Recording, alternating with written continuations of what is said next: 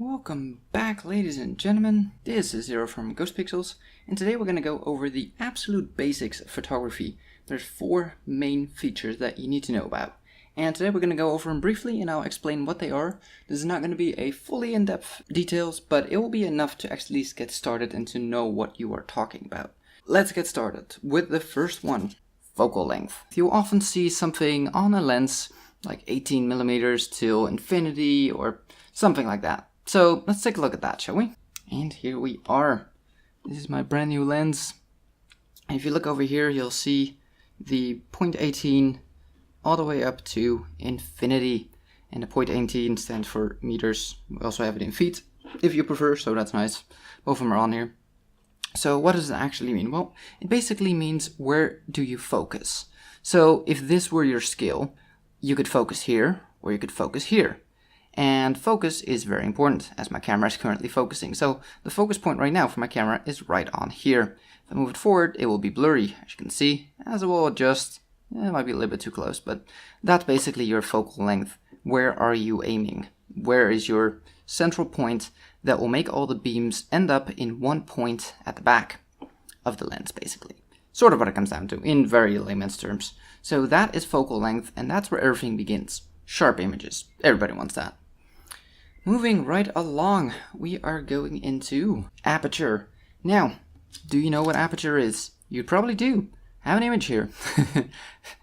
Not hand-drawn at all. What do you mean? Aperture is the little iris that closes and opens up. Let's take an actual look here. Let me take the caps off my lens here, so we can actually see it in action. And here we go. Let me get everything in frame. Let me get both hands in frame. So if I twist the aperture ring, you'll see that it turns into a small dot. If I turn it the other way, it opens up, it opens up, it opens up. So what does that actually mean and what does it actually do? Well, let me put the caps back on and we'll continue this conversation. So first off, we will start with the numbers. What do they actually mean? Well, we have a 16 over here and a 1.8 over there. Now what does that mean? That basically means how wide open that circle is, to all the way open to all the way closed. So that is your light intensity, where 1.8 is your most light sensitive, where it's wide open, all the way down to 16, where it's the very narrow small gap. So that's what those numbers mean. Higher number means closed, lower number means open. Now one thing to keep in mind with this is if you see F numbers like F3.5 or F6, F16, F1.8, that's those numbers. These are your F values. So that is your aperture. Why is the aperture so important? Well, let me actually get some pen and paper here and show you. So here we go. Let's say that your aperture is very small. So you're not letting in a lot of light, and you are basically closing off most of the light coming in. However, you are narrowing this gap. And let's get another example above here where it's wide open. So just for demonstration purposes, let's do like this. So this would be your, what am I let's do? F16. F16. And this would be your F1.8.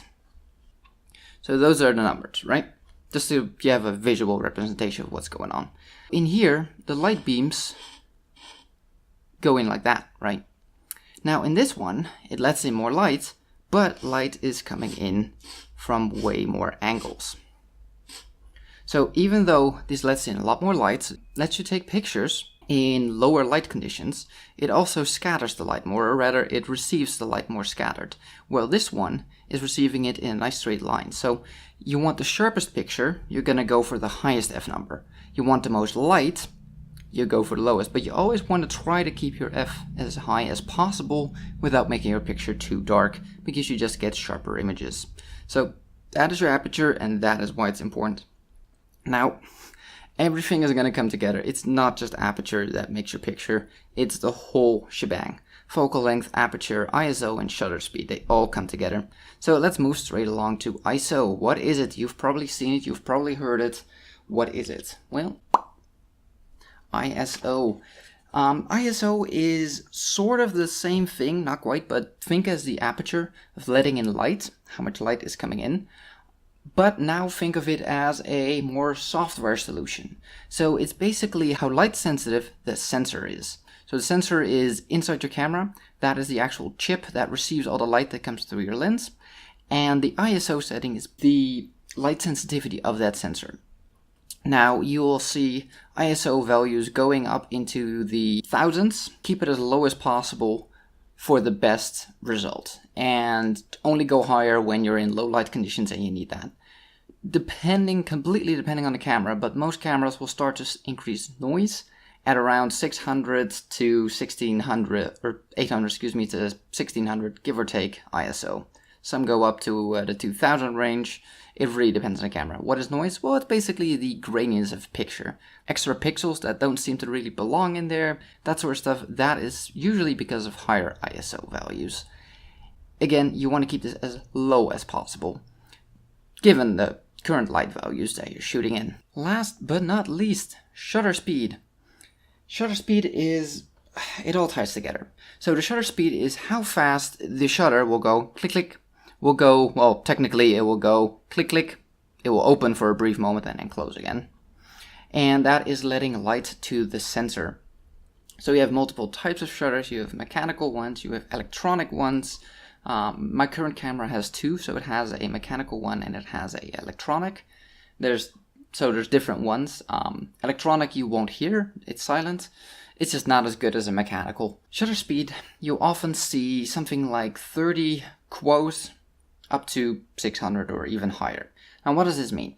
The 30 quote, for instance, depending on the camera again, but usually it's around 30, means that it will stay open for 30 seconds. That will mean that all the light will keep going in and keep adding to the image.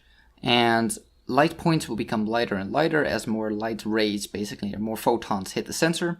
And it will stay open for 30 seconds. So if you have any light in your scenery, it will become brighter and brighter. If you're doing it during the day, your picture will be completely white. This is mostly for like night and evening photography. And it can result in really cool pictures, but it also means if a light is moving, that you'll see that you get a streak. So have you ever seen those pictures with just streaks of car lights?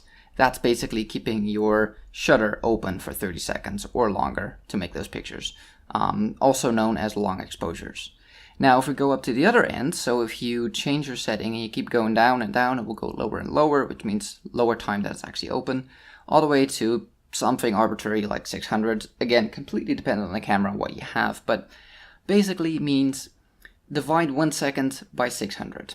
That's what it comes down to, so 1/600 of a second. It means that you get a very short opening.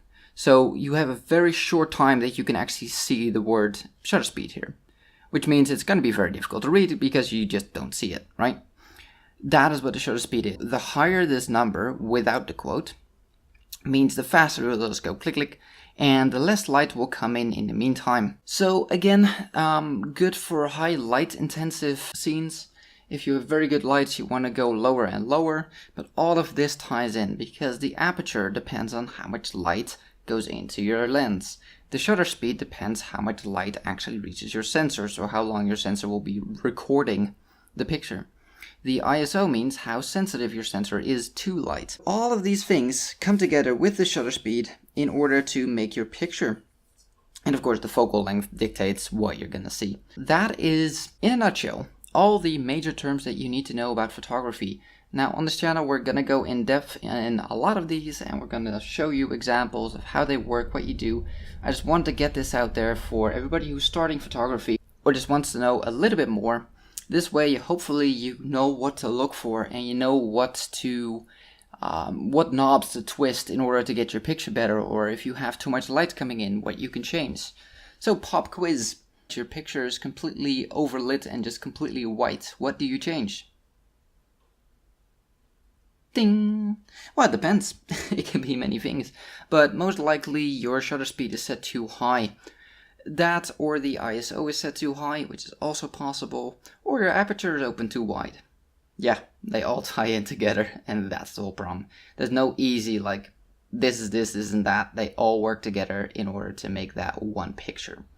So hopefully this was helpful. If it was helpful, leave a comment down below and let us know what kind of level of photographer are you. Are you just beginning? Are you interested in it? And what kind of camera do you use? What do you have? Do you have these settings? Can you even set them, or do you just have a simple camera? Even on most compact cameras, you can mess around with almost all of these settings. So let us know in the comments down below. What do you think of these type of videos? Was it helpful to you? And if you like these kind of videos, please subscribe, and we'll see you on the next one.